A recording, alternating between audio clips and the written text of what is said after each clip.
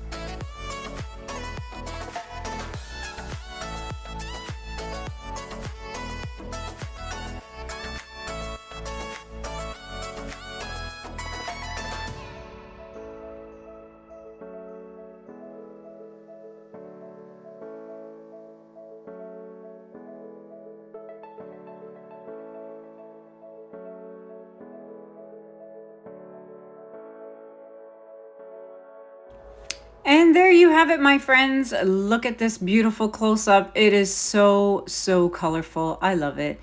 Cute and small, yet colorful and powerful. So I want to know which one you guys like better. The black one, the white one, both of them. Wouldn't it be cool if I did these colors and I did like 4 canvases and I did black, white, black, white?